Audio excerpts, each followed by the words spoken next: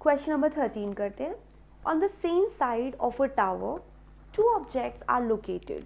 सो जैसे जैसे क्वेश्चन में मेंशन है हम साथ साथ डायग्राम बनाने की कोशिश करते हैं. एक टावर और इसकी सेम साइड पर दो ऑब्जेक्ट्स लोकेटेड है. सो नहीं पता ऑब्जेक्ट्स कहाँ पर है, तो ये प्लेन हो गया यानी कि हॉरिजॉन्टल लाइन हो गई. यहाँ पर दो ऑब्जेक्ट है, एक ऑब्जेक्ट यहाँ मान लेते हैं, दूसरा ऑब्जेक्ट हम यहाँ मान लेते हैं. Two objects are located when observe from the top of the tower. अब हमने टावर के टॉप से ऑब्जर्व किया. Their angles of depression are 45 degree and 60 degree.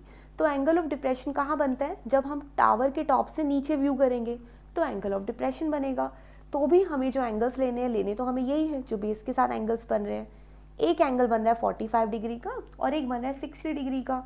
तो जो बड़ा एंगल है आप उसको 60 डिग्री लीजिए और जो छोटा एंगल है उसको 45 डिग्री लीजिए. आई होप आप समझ पा रहे हैं ना कि एंगल छोटा बन रहा है और ये एंगल बड़ा बन रहा है. ये एंगल इस एंगल से छोटा क्यों है, क्योंकि ये थोड़ा कम खुला हुआ है ना. आप बच्चे डिस्टेंस और लेंथ से कंफ्यूज हो जाते हैं कभी कभी. When observed from the top of the tower, their angles of depression are 45 degree and 60 degree. If the height of the tower is 150 meter, अब की बार टावर की हाइट दे दी है कितनी, 150 मीटर. सो ये जो हाइट है this is given to be 150 metres. Find the distance between the objects. अब की बार हमें इन दो ऑब्जेक्ट्स के बीच का डिस्टेंस फाइंड आउट करना है और हमें ये भी डिस्टेंस नहीं पता, हमें ये वाला डिस्टेंस फाइंड आउट करना है. तो इन दो डिस्टेंस को आप अपनी मर्जी से कुछ भी ले लीजिए. मैं इसे डिस्टेंस 1 कह देती हूँ और इसको डिस्टेंस 2 कह देती हूँ.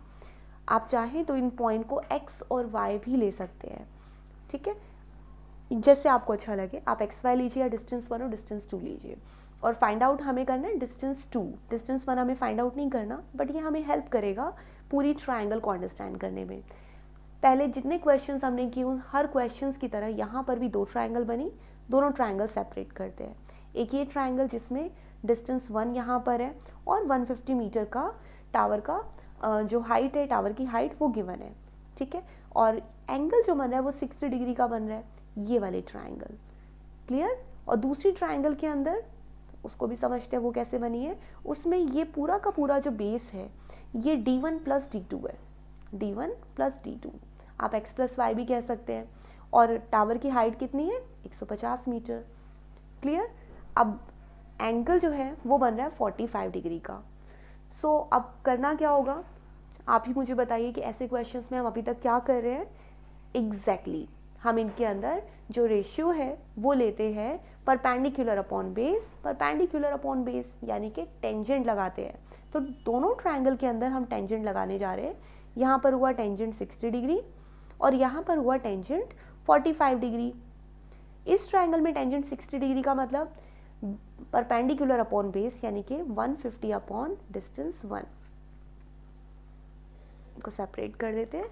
और टेंजेंट 45 वाले में क्या होगा, परपेंडिकुलर अपॉन बेस. परपेंडिकुलर यानी कि 150 और बेस यानी कि डिस्टेंस 1 प्लस डिस्टेंस 2. क्लियर.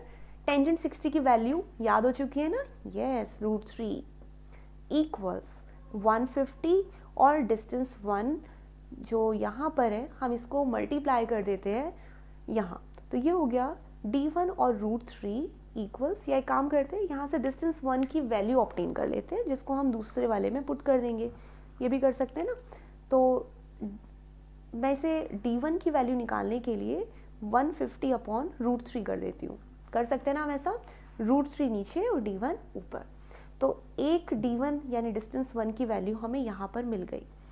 दूसरी वाली ट्रायंगल के अंदर टेंजेंट 45 जिसमें हमने लगाया है, यहाँ पर तो है 1 equal 150 upon d1 plus d2. अब d1 प्लस d2 को 1 से मल्टीप्लाई करेंगे तो d1 प्लस d2 इक्वल आ गया 150 के. और यहाँ से आप d1 की वैल्यू निकालेंगे तो हो जाएगा 150 और d2 दूसरी तरफ जाएगा तो माइनस का d2 हो जाएगा. ठीक है. हमने ये वैल्यू क्यों फाइंड आउट की, ये वैल्यू इसलिए फाइंड आउट की क्योंकि दोनों को कंपेयर जब आप करेंगे तो d1 इधर भी है, d1 इधर भी है, तो हमारे पास ये जो दो पार्ट्स है वो इक्वल आ जाएंगे. जैसे हमने अभी तक जितने क्वेश्चन थे सब में यही किया है. ये हो गया इक्वेशन 1 और इक्वेशन 2. बाय कंपेयरिंग 1 एंड 2 क्या हमें हासिल हुआ, हमें मिला कि 150 upon √3 is equal to 150 minus distance 2. Okay तो यहाँ से डिस्टेंस 2 की वैल्यू निकालने के लिए हम क्या करेंगे, हम √3 को सबसे पहले डेनोमिनेटर से हटाते हैं। √3 यहाँ और यहाँ क्रॉस मल्टीप्लाई कर देंगे तो यहाँ बचेगा सिर्फ 150 इक्वल्स √3 150 से मल्टीप्लाई होगा तो ये इसके साथ में रहेगा। √3 D2 से मल्टीप्लाई होगा तो कुछ ऐसा होगा √3 D2। ठीक है, अब हमें क्योंकि डिस्टेंस की वैल्यू चाहिए, D2 की वैल्यू चाहिए, तो बाकी की जो कांस्टेंट टर्म्स है वो एक तरफ कर देते हैं। इसको पॉजिटिव बनाने के लिए ये वाली वैल्यू मैं इक्वल के दूसरी तरफ शिफ्ट कर देती हूँ।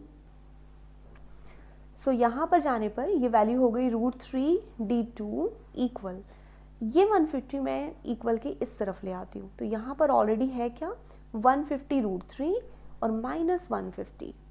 ठीक है, अब ये वाली वैल्यू चाहिए ना, तो डिस्टेंस 2 निकालने के लिए हम यहाँ पर 150 √3 माइनस 150 और इस √3 को डिवाइड कर रहे हैं।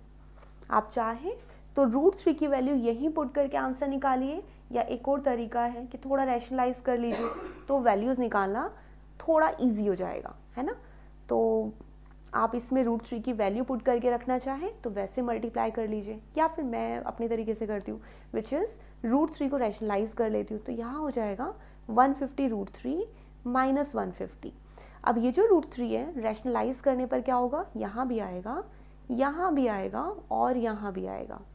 रैशनलाइज करने से √3 में ऊपर भी मल्टीप्लाई नीचे भी मल्टीप्लाई, लेकिन आपको याद होगा जब इसके साथ प्लस माइनस में कोई और नंबर होता है तो हमें साइन चेंज करके मल्टीप्लाई और डिवाइड करना होता है ना। तो रैशनलाइज ज़रूर कर लीजिए ताकि कैलकुलेशन थोड़ा इजी हो जाए। अब क्या करें, अब ऊपर तो ये मल्टीप्लाई होना है सिंपली, तो मैं ऊपर वाली टर्म्स को 150 कॉमन लेके कुछ इस तरह लिख देती हूँ √3 माइनस 1 और ये √3 भी साथ में लिख देती हूँ। 150 को मैंने इन दोनों में से कॉमन ले लिया तो अंदर बचा √3 माइनस 1 और बाहर √3 और √3 मल्टीप्लाई होकर 3 बन गए। 3 और 150 भी एक दूसरे को डिवाइड कर सकते हैं तो ये बन गया 50। ठीक है, और ये √3 यहाँ पर है, √3 माइनस 1 और यस, तो अब हमें √3 की वैल्यू पुट करनी है। मैंने थोड़ा कैलकुलेशन करके इसे कम कर लिया तो 50 √3 को √3 से मल्टीप्लाई करके पहले और कम करते हैं। 50 इंटू 3 हो गया माइनस 50 √3 1 से मल्टीप्लाई होगा तो ये पूरा का पूरा ऐसा आ जाएगा। यहाँ पे हो गया 150 माइनस 50 को अब मल्टीप्लाई करेंगे 1.732 से, यहाँ हो गया 150 माइनस